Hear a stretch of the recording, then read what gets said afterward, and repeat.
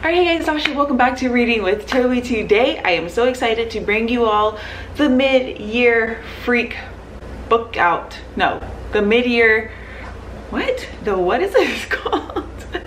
The mid-year book freak out tag. Yeah, I had it right. I love filming these every single year. We can chat about all the books that I have read this year. Okay, so the very first question is, how has your 2023 reading gone so far this year? And I have to say, I am having an excellent reading year. I think total I have read 18 books, which doesn't sound like a lot, especially for the Booktube community. People are out here reading like over 100 books. I really don't know how you're doing it, but for me, 18 books, considering how busy I am, how I'm always so tired, is really great. I feel like I have been reading like constantly, no matter what. I'm always reading, which is great. And I have read some really great books this year. Like, I have found some all-time favorites, so I feel like my reading is just on point. So I thought it would be fun to go on Storygraph as well, so we can look at some of those statistics, because I really love how they have the moods of the books that you read. Okay, so the books that I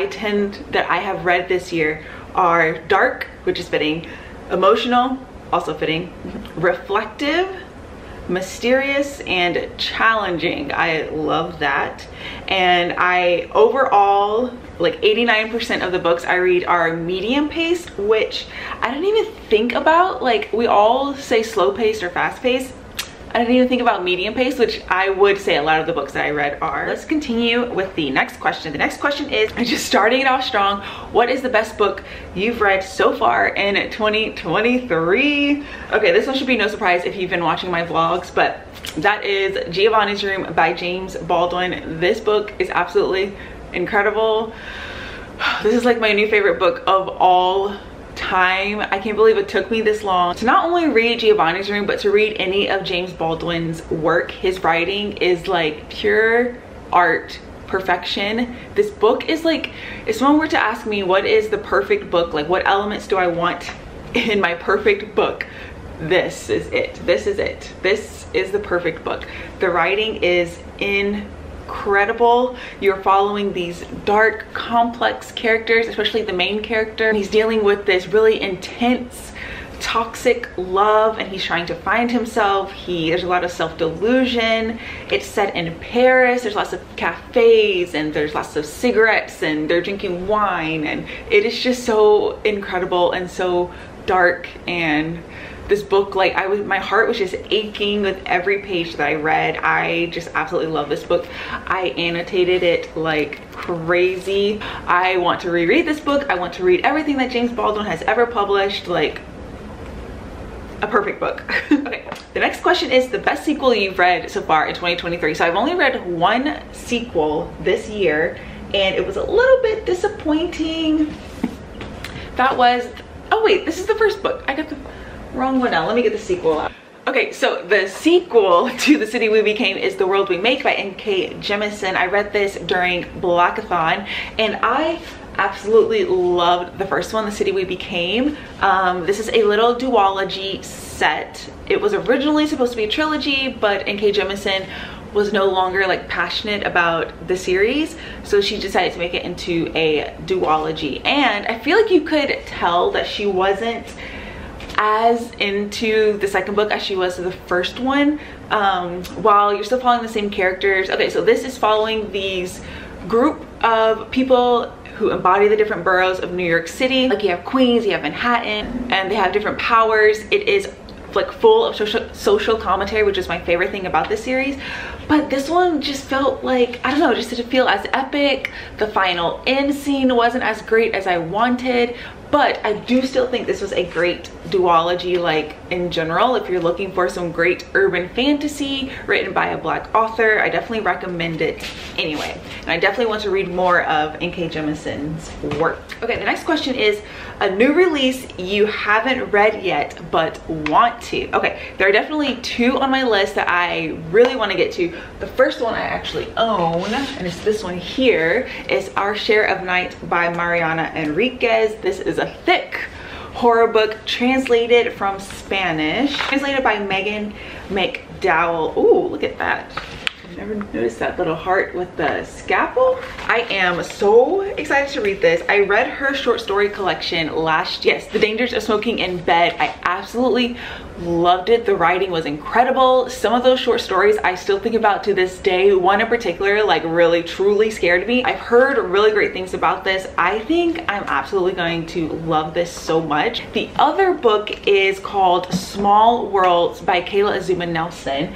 It is his second book. His first book here, Open Water, was one of the best books and my favorite book of last year. Talk about incredible writing. This book here, like if I could highlight every single page in this book I would have. This was one of like my first books that I like went all out annotating, and I had so many tabs. But Small Worlds is his second novel that came out, and I think it's kind of similar. I think this one also deals a lot with music. I'm not really sure what it's about, to be honest. Just like I don't really know what this one's about either, to be honest, but I know I love the author.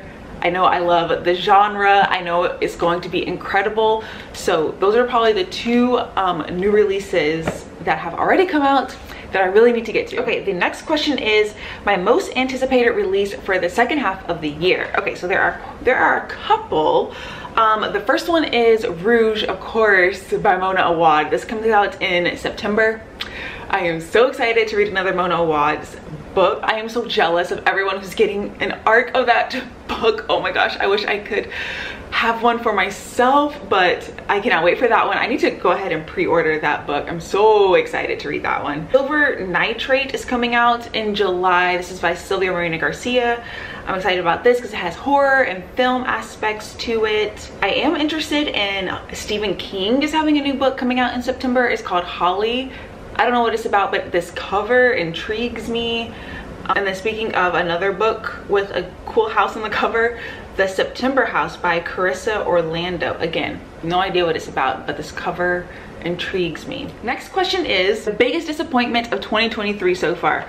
Okay, hands down, that book. I just recently read this book. I will link a vlog. I don't know, I think the vlog is gonna come out after this one, but I'll talk about it in that video.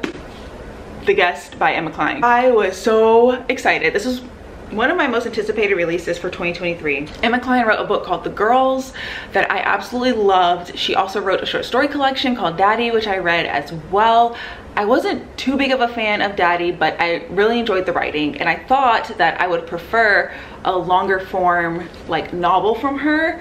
This was not it. You're following this girl named Alex. She's like a young 20-something. She used to be an escort, but then she gets in a relationship with this older man.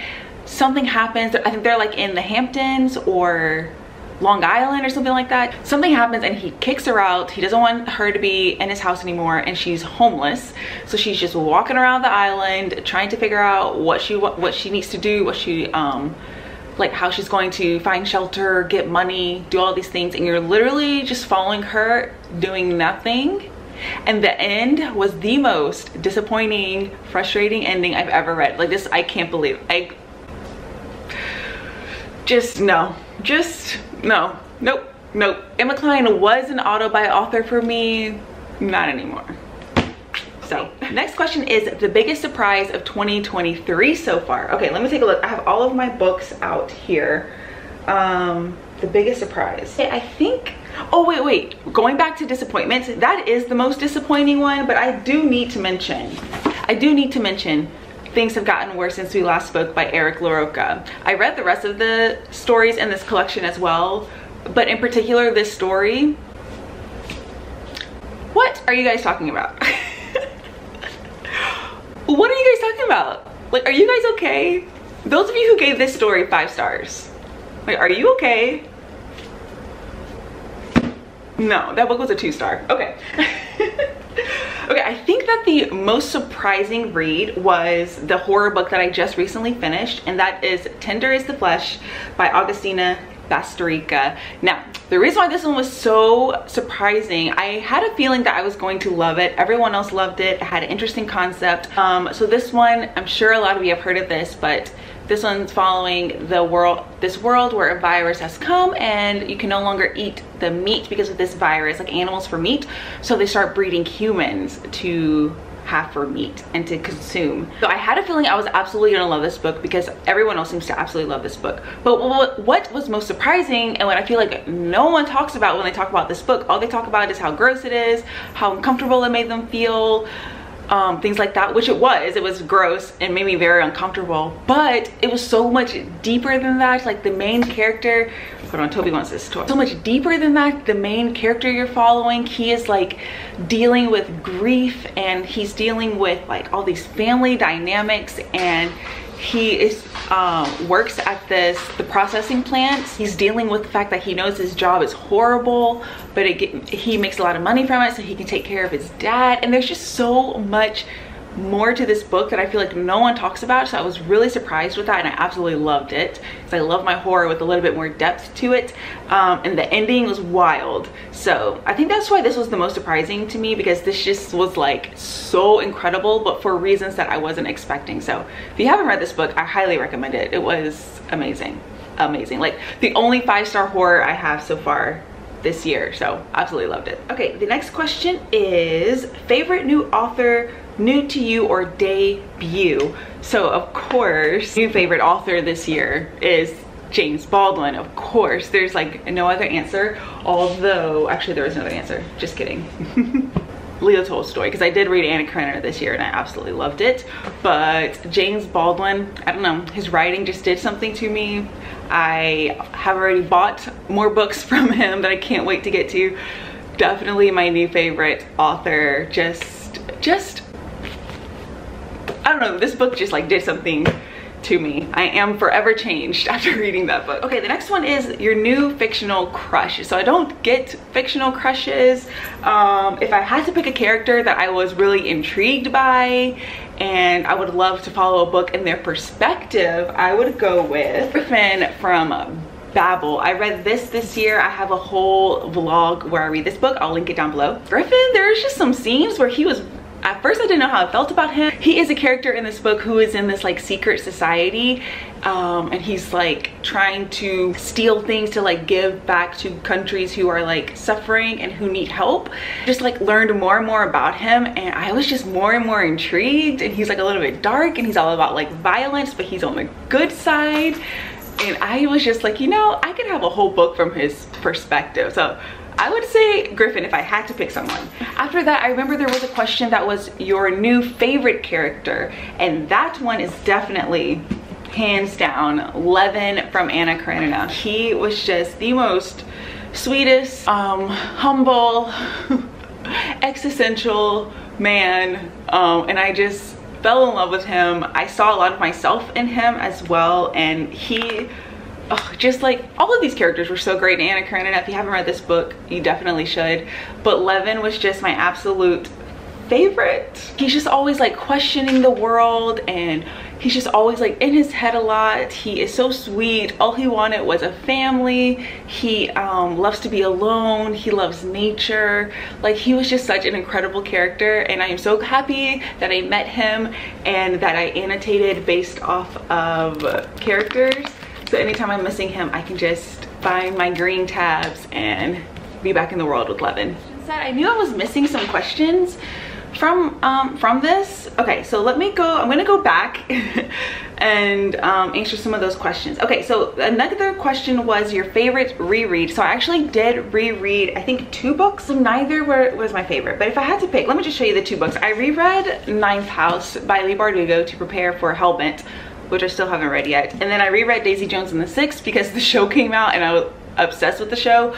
So I wanted to reread the book because I love the show so much and I wasn't a fan of the book. So I wanted to see if I was missing something, but I still gave this 3 stars. I don't understand the hype of the book.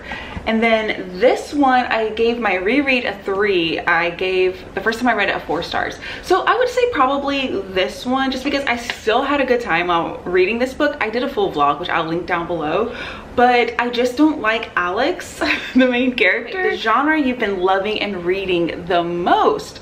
Let's go look at Storygraph. Okay, so it says my most read genre is literary fiction, which isn't surprising. And then my second one is horror books, which of course is not surprising. I have not been reading any science fiction. I really need to change that. I need to read a science fiction at some point this year, but I'm just having such a good time with my horror and my literary novels. So the next one is a book that made you cry. So no book that I've read has actually made tears come to my eyes, but I would say the book that made me the most emotional was definitely Anna Karenina by Leo Tolstoy. I just felt every single emotion. I mean, how could you not? It's like 900 pages.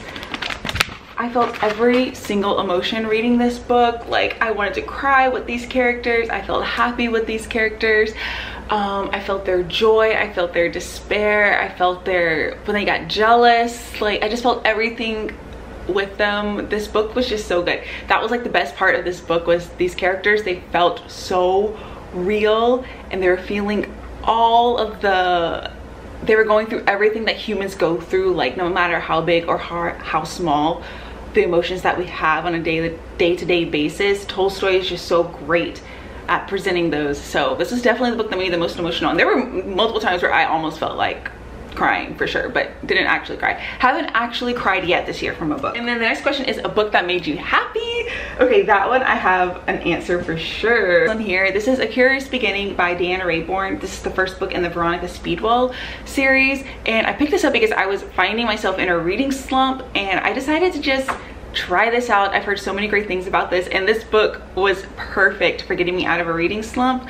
Veronica and Stoker just have such good banter, and it's just so witty, and it's just so much fun to follow them. So this book definitely made me happy, and I cannot wait to get to the second one. Okay, the next one is the most beautiful book you've bought so far this year or received. So these books I technically got, like, I bought myself for Christmas, but there aren't any other like just beautiful books that beat it, so I'm gonna go with these, and they are the Penguin Vintage Classics Russian series. Like, look at these spines. So we have Anna Karenina, Crime and Punishment, and War and Peace. Look at how beautiful they are, like, together. Oh my god, these are definitely my most beautiful books. As I've already shown, Anna Karenina, and they have like the French flap, and it's based off Russian textiles, and on the back it has a quote from the book. This one has the famous first line. Crime and Punishment is so beautiful. Then it has these end pages. I just love it. Oh! And then War and Peace is so gorgeous. Look at that. Wow. Wow. So beautiful.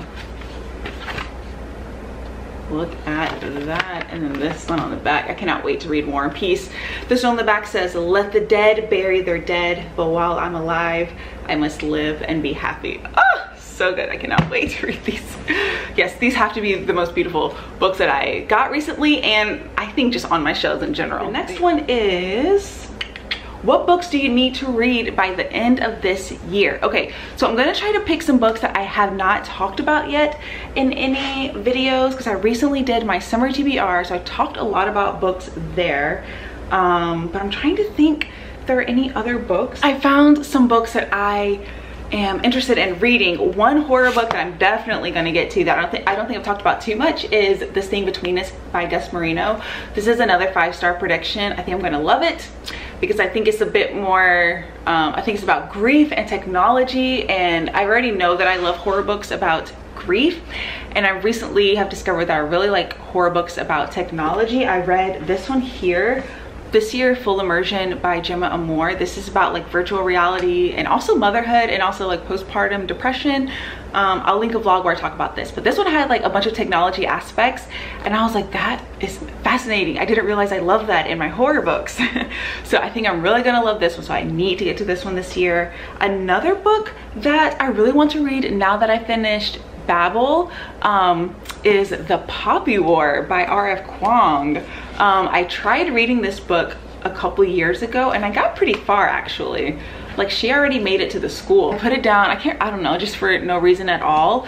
But I don't know, now that I've read Babel and I know that this main character is a little bit more morally gray, and I felt like she did a really great job of writing dynamic characters, I really want to read this. I think I'm really gonna love it. I'm super excited now to check this out. And then another book that I really need to get to is this little one here. This is All at Night All Blood is Black, which I love that title. This won the 2021 International Book Prize. This is translated from the French, but this one, I actually read the first chapter when I was like in my reading, or the first 2 chapters. I was in my reading slump trying to find anything that would catch my attention, and I was really loving it. And I know I'm gonna love this one. This is following the soldier after his friend is shot in the war and begs him to kill him and like put him out of his misery, but the friend like can't do it, and how that one decision like haunts him throughout his life. And that just sounds so interesting, and oh, I know I'm gonna love it. So those are 3 books that I think I would like to get to before the end of the year, along with all the other books that I have on my TBR. The favorite video or post you've done so far this year? I don't really know. I really like my what I love in books video. It hasn't gotten too many views, but I just had so much fun like coming up with like 5 like tropes or something that I love in books and sharing with you TBR that I want to read based off that, and then I ask for your recommendations. I'll leave that video down below because I'm going to then go and do vlogs based off of those things. For example, I love books with like Hollywood and film aspects in them. I love books about male friendship, so I kind of talk about all of that. I really love that video, and I'm super excited to finally make those vlogs. Okay, oh, and then the last question is your favorite book community members. Okay, so of course, Books and Lala. She's my all-time favorite. But this year, I have been really loving, recently I've been loving Throne of Pages content. Her stuff is so great. She's so funny. She's so sweet, and she loves annotating books, so I love watching her content. I also recently discovered Emmy. She makes like really great cozy content. She reads a lot of classics as well, so I really enjoy her stuff. Oh, and then Sean McComb, him too. His videos are so like energy filled and just so out there, but it's like really funny. If you're looking for someone who's funny and a little bit different from the typical booktube stuff, I would recommend him. So I think that is the end of this video. I hope you all enjoyed it. This year has been going really well, like I said, with my reading, and I'm excited for the second half of the year. Let me know your favorite book so far this year, because I am very interested in it, and I will catch you all in my next one. Bye.